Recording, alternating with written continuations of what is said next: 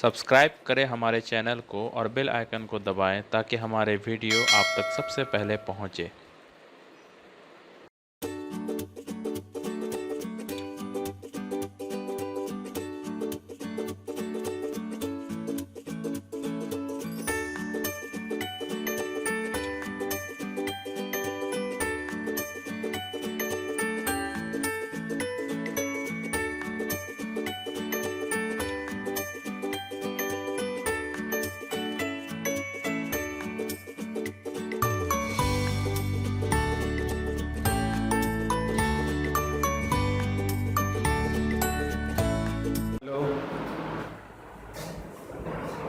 Welcome to our new class. आज हम लोग फैराडेज लॉ पर जो एनसीईआरटी के प्रॉब्लम्स हैं उसको बनाएंगे। यह है एनसीईआरटी एक्सरसाइज। खोलेंगे जब आप क्वेश्चन नंबर 3.12 जिसमें 3 क्वेश्चन दिया हुआ है।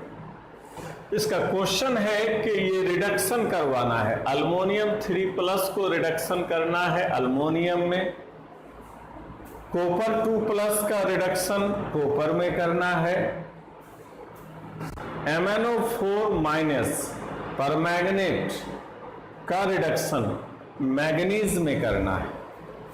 तीनों में अमाउंट जो रिडक्शन करना है 1 मोल 1 मोल 1 मोल। तो ये 3 अलग अलग क्वेश्चन है। तीनों केस में हमको बताना है कि इन रिडक्शन में चार्ज कितना चाहिए। चार्ज जिसको आप फैराडेज में भी आंसर निकाल सकते हैं या कूलाम में भी। अमाउंट 1 मोल है। तो जो हमने क्वेश्चन सॉल्विंग टिप्स बताया था उसमें एक पॉइंट था जिसमें हमने लिखा था कि इलेक्ट्रोलिसिस में किसी भी सबस्टांस का 1 मोल का ऑक्सीडेशन करना हो या रिडक्शन करना हो उसमें चार्ज कितना चाहिए, तो 1 Faraday into change in oxidation number के बराबर। उसी से हम लोग इसको सॉल्व करेंगे। पहला, इसमें रिडक्शन करना है अल्मोनियम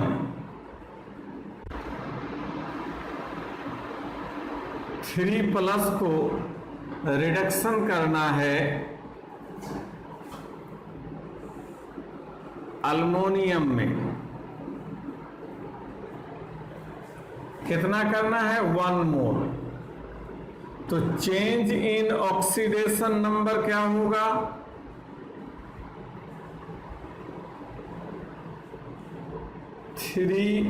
-0 बराबर 3। यहां पर अल्मोनियम का ऑक्सीडेशन नंबर 3 है, आयन का ऑक्सीडेशन नंबर उस पर लिखा हुआ चार्ज के बराबर, और इसका ऑक्सीडेशन नंबर 0। तो 3 और 0 का डिफरेंस निकाल लेंगे, ये चेंज इन ऑक्सीडेशन नंबर हुआ। तो 1 मोल के लिए चार्ज कितना चाहिए, सो चार्ज रिक्वायर्ड फॉर 1 मोल, ये होगा 1 Faraday into change in oxidation number 3 बराबर 3 फैराडे। यही आंसर है। इसको अगर कूलाम में बदलना चाहते हो तो इसको गुना कर दो 96,500 से, तो आंसर कूलाम में कन्वर्ट हो जाएगा, क्योंकि 1 फैराडे बराबर होता है 96,500 कूलाम। ठीक उसी तरह से दूसरा नंबर क्वेश्चन, इसमें कॉपर 2+ का रिडक्शन करना है कॉपर में। 1 मोल कॉपर 2+ का रिडक्शन होना है। तो चेंज इन ऑक्सीडेशन नंबर हो जाएगा 2 - 0 बराबर 2। इसका ऑक्सीडेशन नंबर चार्ज के बराबर, चार्ज 2 है और इसका 0 है। तो यहां पर चार्ज रिक्वायर्ड क्या होगा,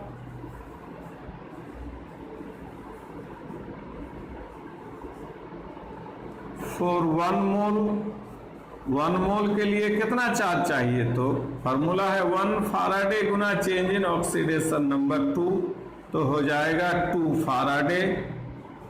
और अगर इसको कूलाम में बदलना है तो 96,500 से गुना कर देंगे, आंसर कूलाम में कन्वर्ट हो जाएगा। ये दूसरा क्वेश्चन का आंसर। तीसरा क्वेश्चन है इसमें आपका MnO4 माइनस का रिडक्शन करना है Mn2+ में, ये भी 1 मोल ही करना है। तो यहां पर ऑक्सीडेशन नंबर मैंगनीज का निकाल लेंगे जो 7 है, यहां पर +2 है, तो चेंज इन ऑक्सीडेशन नंबर हो जाएगा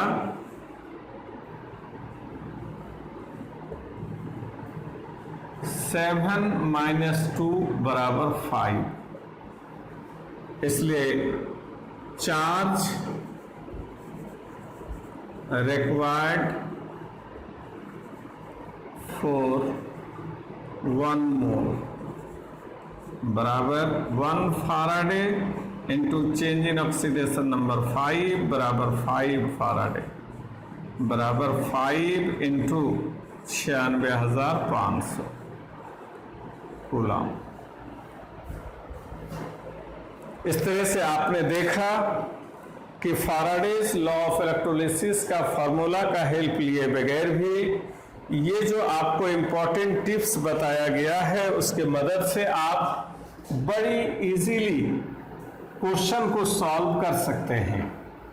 और इन सारे क्वेश्चंस को हमने बनाने के लिए हमारा जो पॉइंट का इस्तेमाल किया वो पॉइंट फिर से बता देते हैं, याद रख लीजिए कि इलेक्ट्रोलिसिस के दौरान किसी भी सबस्टांस के 1 मोल का ऑक्सीडेशन करना हो या रिडक्शन करना हो, इसमें चार्ज का खर्च कितना होगा, तो 1 faraday into change in oxidation number के बराबर। और इसी टिप्स से हम लोगों ने ये सारे क्वेश्चन सॉल्व किए। अब आइए हम लोग एनसीईआरटी का अगला क्वेश्चन देखते हैं 3.13।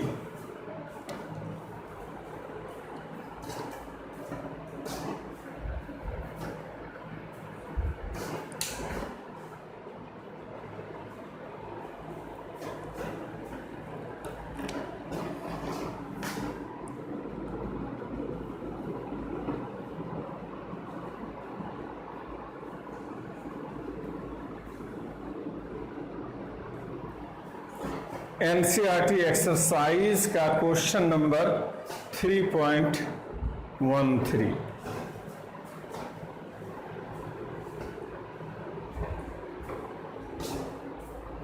क्वेश्चन है how much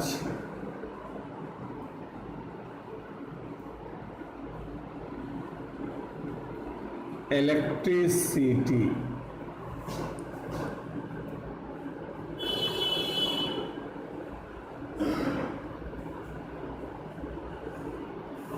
in terms of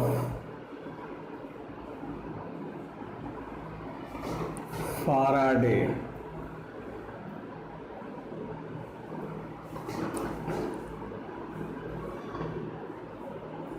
is required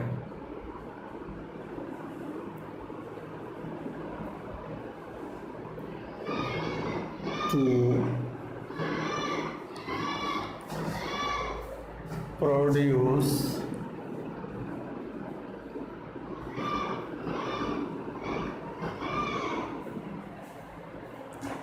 to produce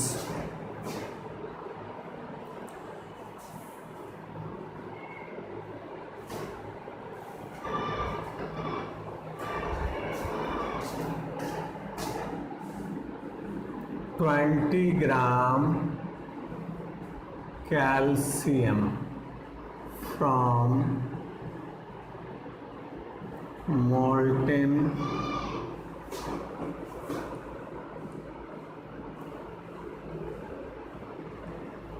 CaCl2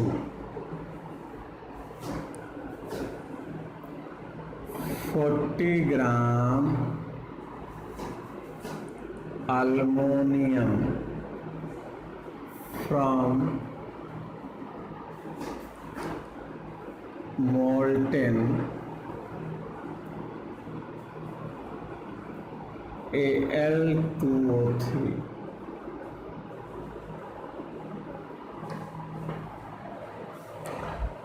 ये एनसीईआरटी एक्सरसाइज का क्वेश्चन नंबर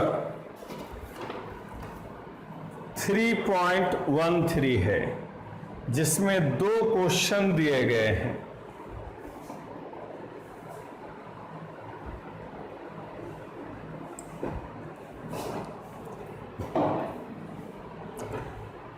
क्वेश्चन है कि मोल्टेन पिघला हुआ मेल्टेड CaCl2 का इलेक्ट्रोलिसिस करके हमें CaCl2 का इलेक्ट्रोलिसिस करना है और इसके इलेक्ट्रोलिसिस करके हमें 20 ग्राम कैल्शियम डिपॉजिट करना है।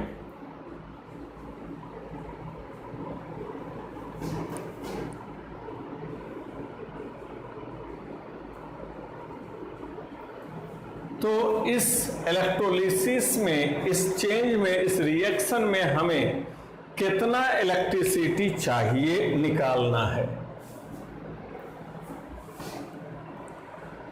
लेकिन इस बार उसको जो इलेक्ट्रिसिटी का अमाउंट है वो कूलाम में नहीं, फैराडे में बताना है। तो हमें इस बार अमाउंट दिया हुआ है। हम क्या करेंगे, जो अमाउंट डिपॉजिट करना है उसका ग्राम इक्विवेलेंट निकाल लेंगे। हम लिखा चुके हैं टिप्स में। ग्राम इक्विवेलेंट का फॉर्मूला मास इन ग्राम बाय इक्विवेलेंट वेट। तो इसको देखिए, इक्विवेलेंट वेट बराबर जानते हैं एटॉमिक वेट बटे वैलेंसी।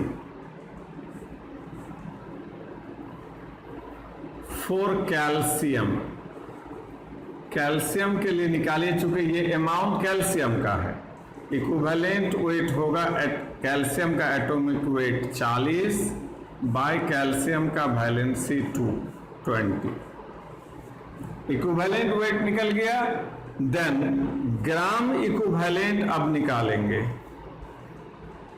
Of calcium. कैल्शियम का ग्राम इक्विवेलेंट कैसे निकलेगा, तो फॉर्मूला लिखाए हैं वेट बाय इक्विवेलेंट वेट। तो वेट कितना डिपॉजिट करना है, 20 ग्राम, और कैल्शियम का इक्विवेलेंट वेट कितना, तो 20। तो ग्राम इक्विवेलेंट निकल गया 1। अब हम लोग का जो लास्ट वाला पॉइंट था टिप्स में, उसमें हमने क्या लिखा था, x ग्राम इक्विवेलेंट के लिए x फैराडे चाहिए, मतलब जितना ग्राम इक्विवेलेंट उतना ही फैराडे। तो हमें जो प्राप्त करना है वो ग्राम इक्विवेलेंट 1 है, इसलिए हमें जो इलेक्ट्रिसिटी चाहिए 1 फैराडे ही चाहिए। तो यहां पर नीचे लिखेंगे सो इलेक्ट्रिसिटी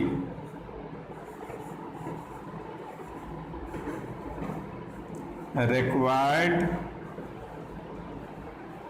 बराबर होगा 1 faraday. This is our answer. Second question, इस बार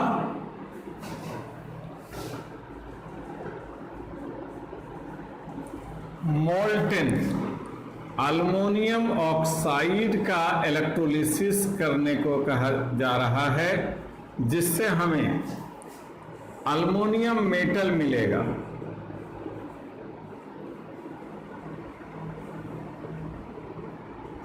और अल्मोनियम मेटल जो हमें चाहिए वो कितना चाहिए, 40 ग्राम चाहिए।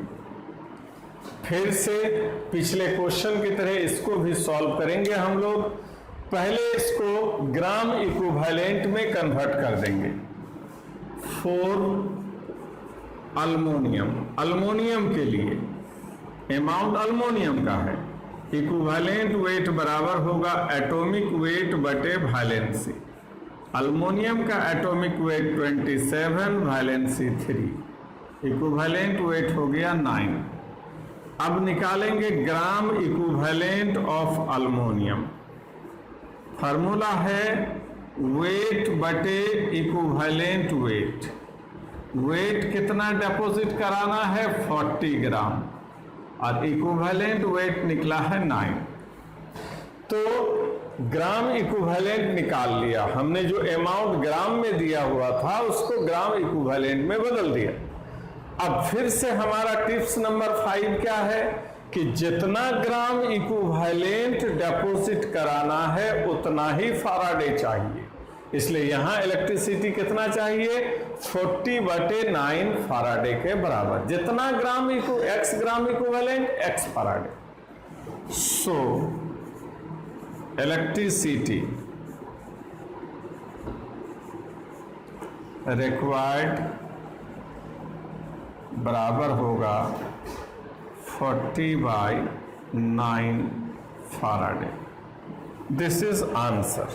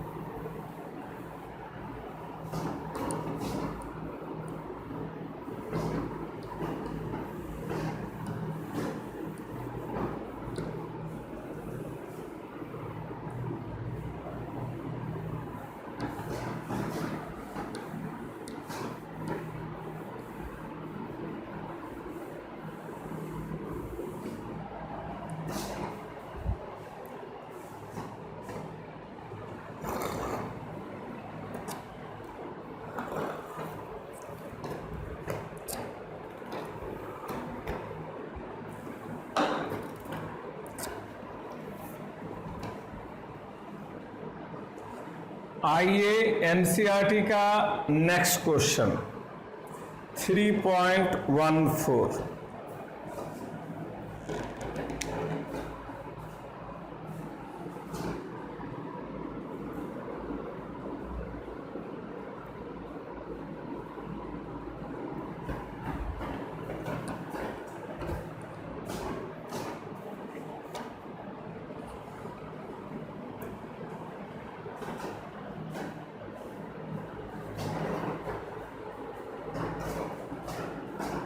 Calculate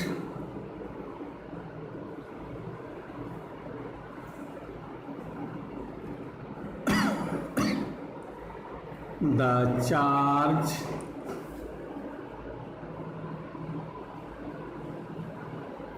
in Coulomb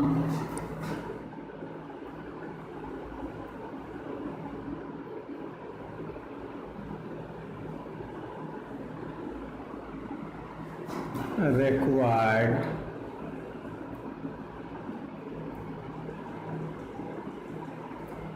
for oxidation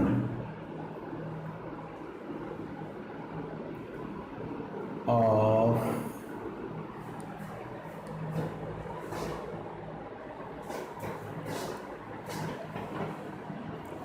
2 moles of H2O to O2.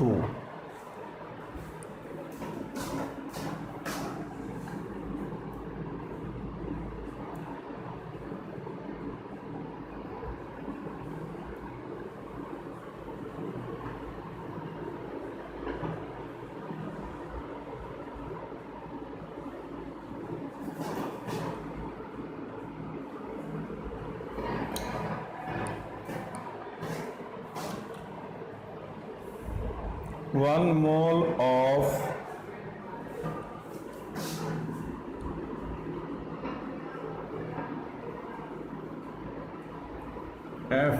FeO2 Fe2O3।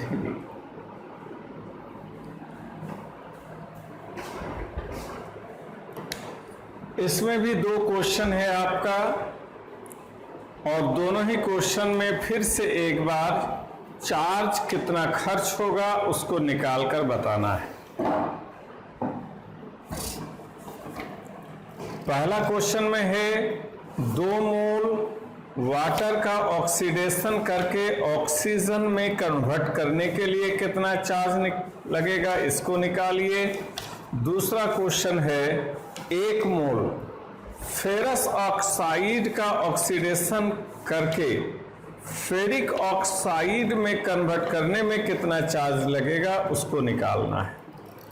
लेकिन इस बार जो चार्ज कैलकुलेट करना है आपको कूलाम में कैलकुलेट करना है, कूलाम में निकालना है ये चार्ज।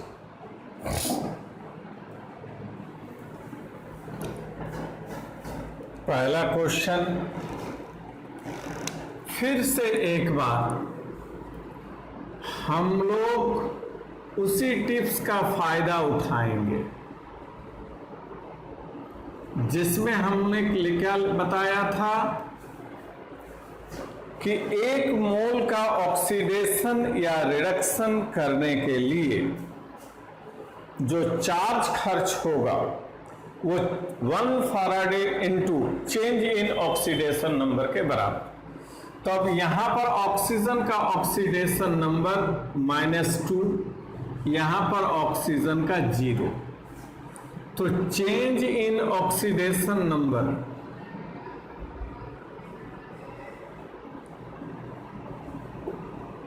यहां पर आ जाएगा 2।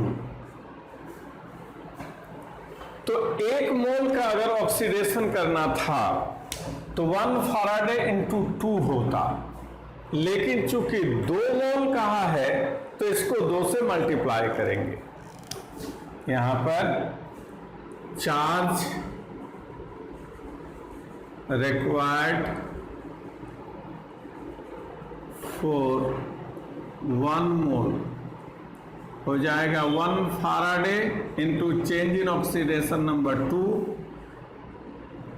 और चूंकि हमको निकालना है चार्ज रिक्वायर्ड फॉर 2 मोल, 2 मोल के लिए यहां 2 मोल कहा है, इसलिए 1 मोल में जो चार्ज लगा 1 फैराडे इनटू 2, इसको फिर 2 से मल्टीप्लाई करेंगे तो आंसर 4 फैराडे। अगर कूलाम में आंसर बदलना है तो 96,500 से गुना कर दीजिए, क्योंकि 1 फैराडे बराबर होता है 96,500 कूलाम। दूसरा नंबर क्वेश्चन, इस बार फेरस ऑक्साइड को ऑक्सीडेशन करके बदल देना है फेरिक ऑक्साइड। यहां पर आयरन का ऑक्सीडेशन नंबर +2, यहां पर +3, तो चेंज इन ऑक्सीडेशन नंबर हो जाएगा 1, इसलिए charge required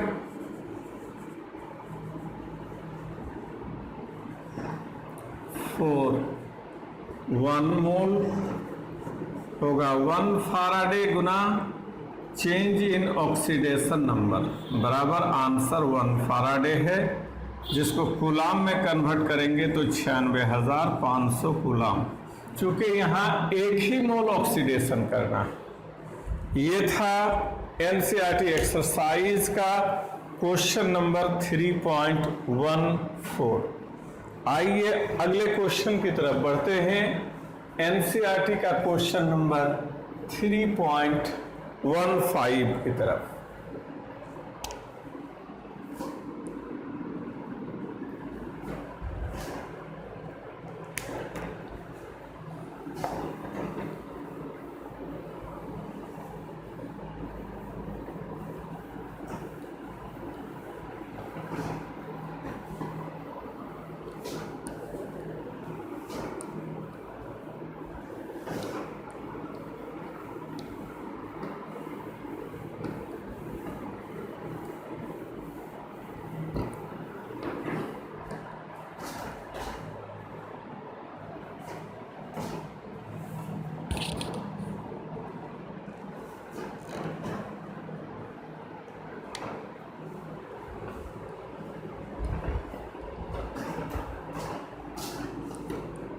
a solution of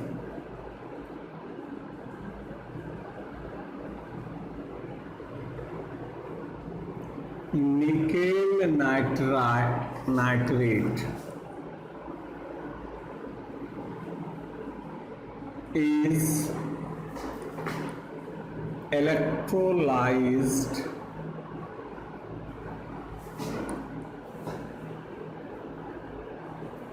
between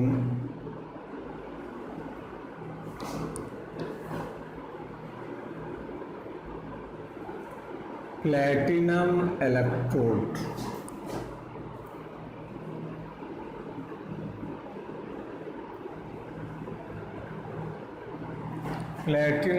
electrodes using a current of 5 ampere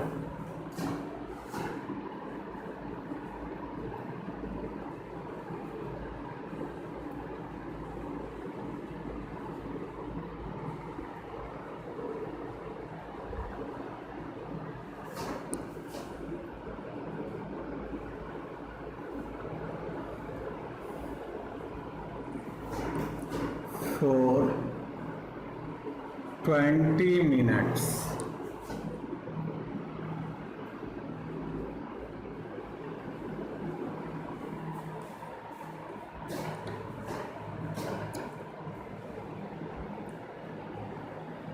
What is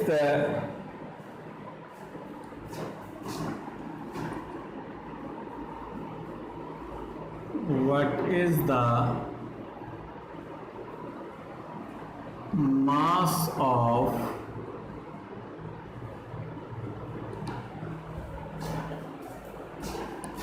nickel deposited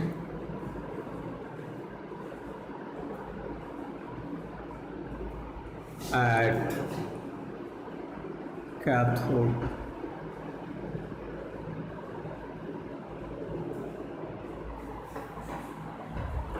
आपको निकेल का एटॉमिक मास दिया हुआ है,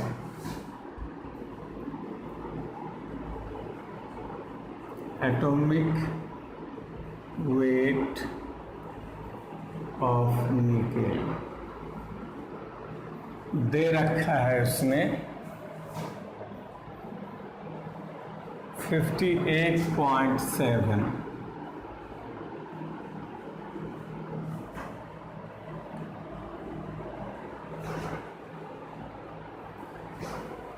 निकेल नाइट्रेट सॉल्यूशन का इलेक्ट्रोलिसिस करना है, जिसमें इलेक्ट्रोड इनर्ट इलेक्ट्रोड है, प्लेटिनम का इलेक्ट्रोड है, और इलेक्ट्रोलिसिस कराने के लिए इस इलेक्ट्रोलाइट के अंदर से 5 एम्पियर का करंट 20 मिनट तक पास कराया गया। तो उसका क्वेश्चन है, बताइए कैथोड पर निकेल का कितना ग्राम मिलेगा। इस क्वेश्चन को हम लोग फॉर्मूला से बनाएंगे, फैराडेज लॉ का जो फॉर्मूला। एक बात याद रखिएगा, अभी तक जितना क्वेश्चन बनाए हैं हम, या ये जो बना रहे हैं या इससे आगे, फैराडेज लॉ पर क्वेश्चन बनाने के लिए सारे क्वेश्चन फैराडेज लॉ के फॉर्मूला से भी बन सकते हैं वो सभी क्वेश्चन, और जो हमने टिप्स लिखा है उससे भी बन सकते हैं। तो कुछ हमने जो टिप्स लिखा है उस पर क्वेश्चन सॉल्व किया। अब देखिए फॉर्मूला से इसको बना के दिखाते हैं। हम फैराडेज लॉ का फॉर्मूला क्या जानते हैं?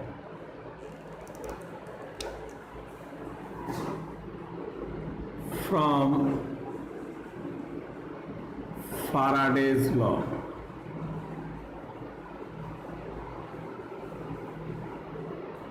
वी नो W बराबर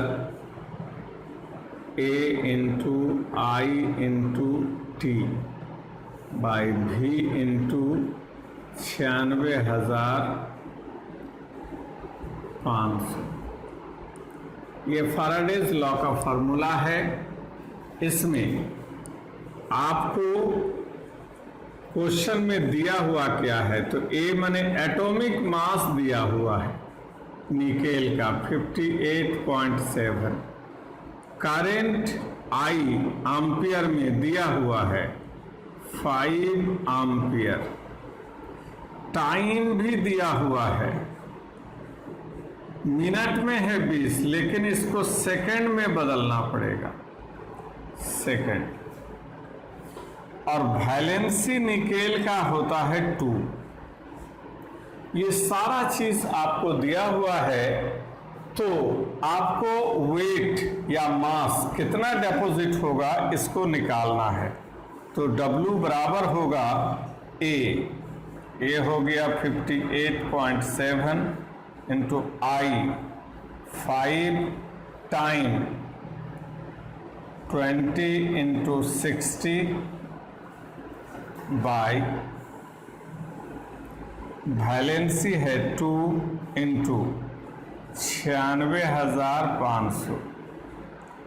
इसको सॉल्व कर लेंगे तो कितना अमाउंट डिपॉजिट होगा वो निकल जाएगा। इसको सॉल्व करके आपको चेक कर लेना है, ये वैल्यू आएगा 1.825 ग्राम।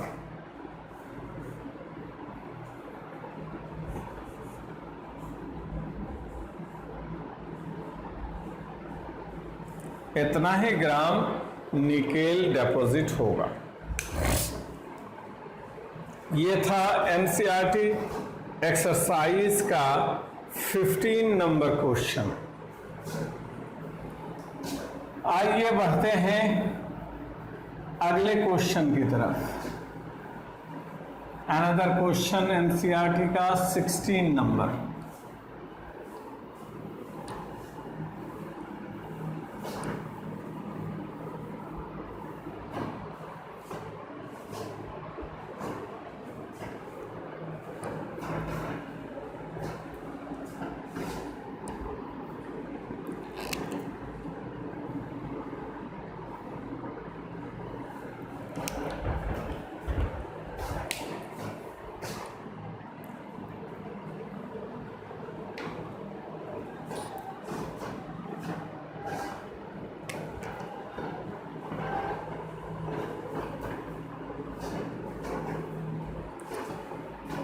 Three electrolytic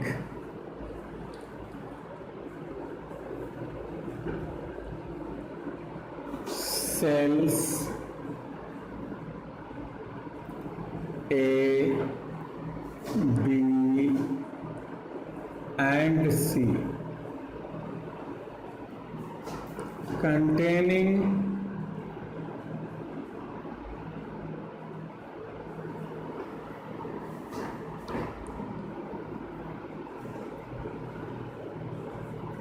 electrolytes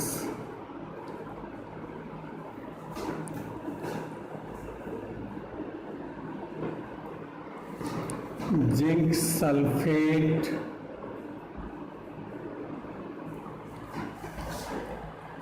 silver nitrate and copper sulfate respectively.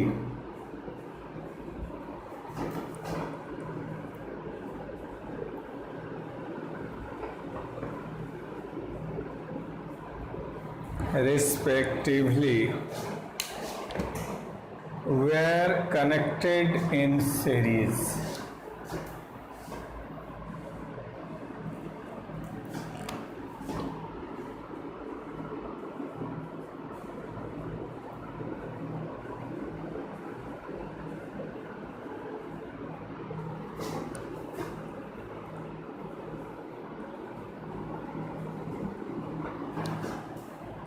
Were connected in series. A steady current of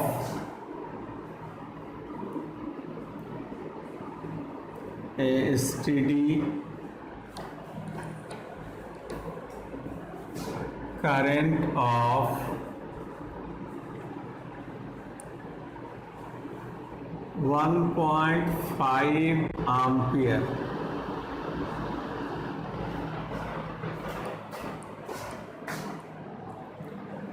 was passed through them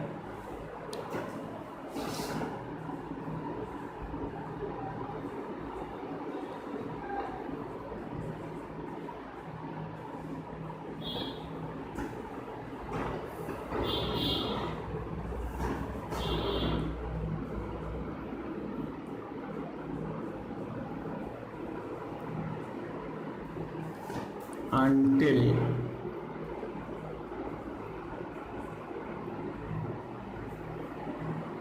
(1.45 gram of silver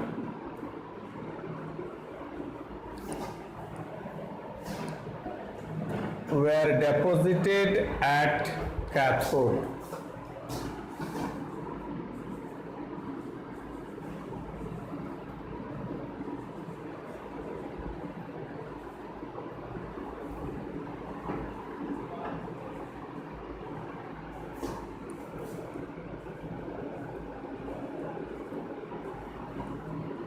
In cell B.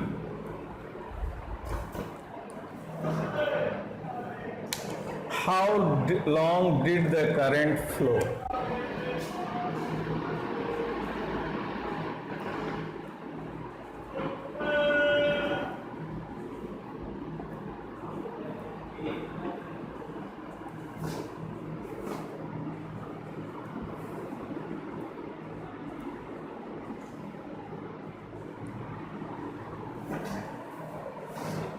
What masses of copper and zinc were deposited?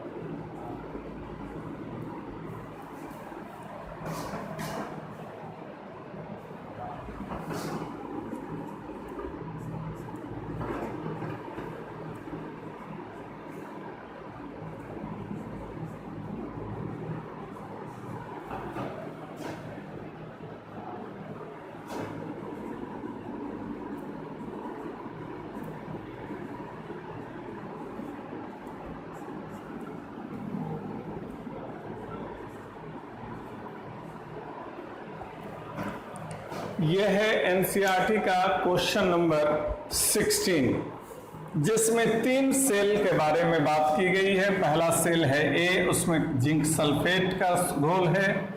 दूसरा cell है B, जिसमें silver nitrate का घोल है। तीसरा cell है सी, जिसमें copper sulphate का घोल है। और तीनों ही सेल सीरीज में कनेक्ट किया हुआ है और एक ही अमाउंट करंट तीनों में पास हो रहा है। करंट कितना है? तो 1.5 एम्पियर। कब तक पास कराया गया? तो जब तक के सेल बी में, जिसमें सिल्वर नाइट्रेट था, जब तक के सेल बी में कैथोड पर 1.45 ग्राम सिल्वर डिपॉजिट नहीं हो गया, तब तक पास कराया गया। तो उसका क्वेश्चन है, बताओ टाइम कितना था, कितने देर तक करंट पास किया गया, ये निकालिए। और अगला सवाल है कि इसमें जिंक मेटल कितना ग्राम मिला, वो भी निकालना है। और कॉपर मेटल कितना ग्राम मिला, वो भी आपको निकालना है। तो आइए, ये फैराडेज के सेकेंड लॉ पर आधारित क्वेश्चन है।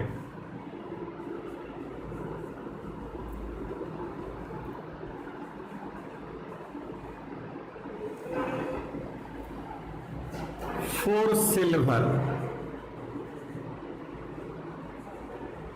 सिल्वर के लिए इक्विवेलेंट वेट होगा atomic weight by valency. Silver का एटॉमिक वेट दे रखा है 108 और वैलेंसी है 1। तो 108।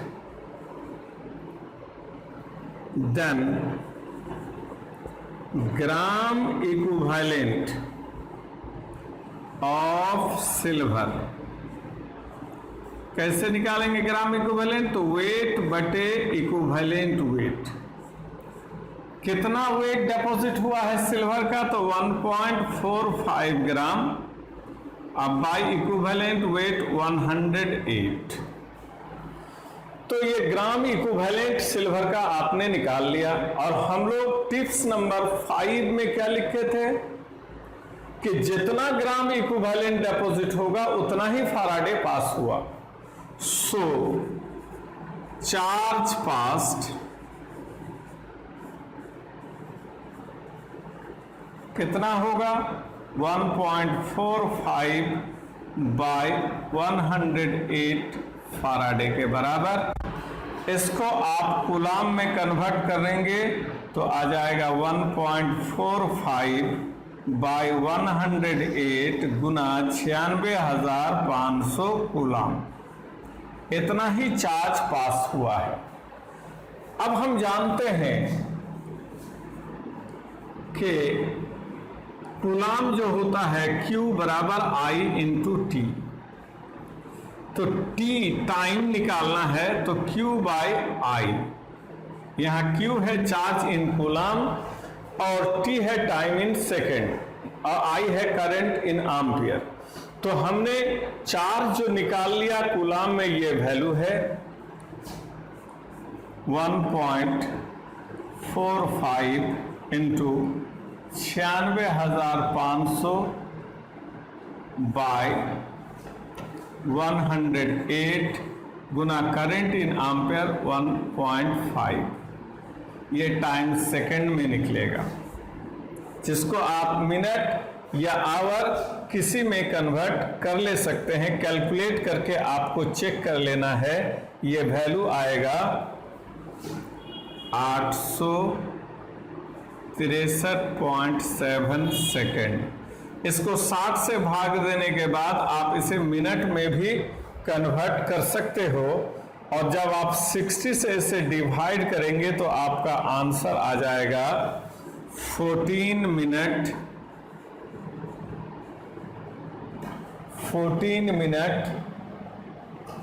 24 सेकेंड।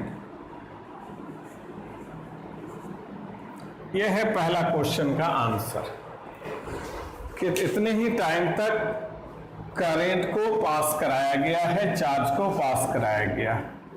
अब इसमें एक क्वेश्चन और भी है, वो है कि दूसरा जो सेल है उसमें कॉपर और जिंक, तो वो कितना डिपॉजिट होगा। तो यहां पर मास ऑफ जिंक निकालते हैं। कैसे? तो फ्रॉम फैराडेज सेकेंड लॉ हम क्या लिख सकते हैं? Mass of zinc by mass of silver बराबर हो जाएगा equivalent weight of zinc bye equivalent weight of silver. चूंकि सेम करंट पास हुआ है तो फैराडे सेकेंड लॉ के हिसाब से W1 बाई W2 बराबर E1 बाई E2 हम लोग पढ़ चुके हैं। तो मास W है मास या वेट जिंक का कितना होगा? तो इक्विवेलेंट वेट जिंक का गुना weight of silver by equivalent weight of silver. Equivalent weight zinc का कितना होगा? तो इसका एटॉमिक वेट बाय इसका वैलेंसी 2। वेट ऑफ सिल्वर कितना मिला है? 1.45 और इक्विवेलेंट वेट सिल्वर का 108। इसको सॉल्व कर लेंगे तो हमें यहाँ पर मास ऑफ जिंक मिल जाएगा। इसको आप सॉल्व करके चेक करें, आपका आंसर आएगा 0.438।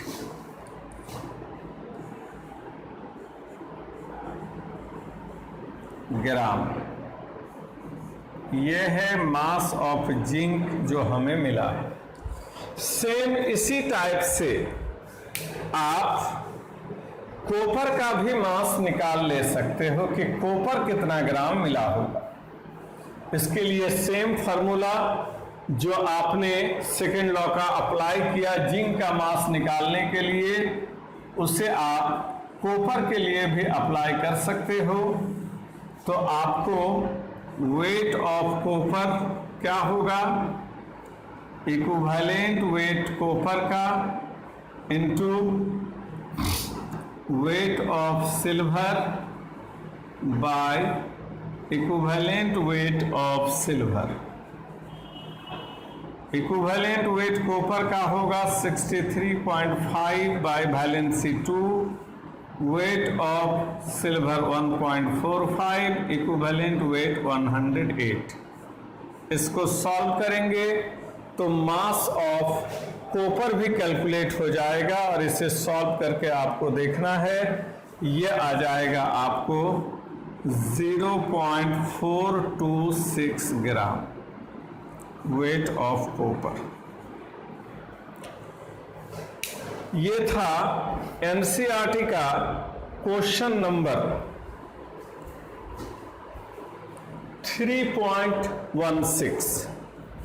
फैराडेज लॉ पर एनसीईआरटी के एक्सरसाइज में इतने ही क्वेश्चन थे और सारे क्वेश्चन को हम लोगों ने सॉल्व कर लिया। इसे बार बार आप बनाएं, उसके बाद दूसरे बुक्स के क्वेश्चन भी आप बना सकते हैं या बैक ईयर्स में पूछे गए क्वेश्चन भी आप बना सकते हैं।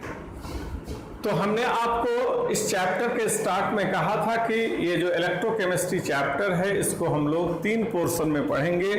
पहला पोर्शन हम लोग का एंड हुआ जो था इलेक्ट्रोलिसिस। अब हम लोग इसमें नेक्स्ट क्लास में जो स्टार्ट करेंगे वो इसका सेकंड पार्ट होगा, इलेक्ट्रोकेमिकल सेल या जिसको हम गैल्वेनिक सेल कहते हैं, उसको स्टार्ट करेंगे। आज के लिए क्लास इतना ही, लेकिन फिर से एक बार याद दिला दें कि अगर आप चाहते हैं कि इस क्लास को हम कंटिन्यू रखें तो आप जितना ज़्यादा से ज़्यादा हो सब्सक्राइब करें, लाइक करें और शेयर करें। Thank you. आज के लिए इतना ही।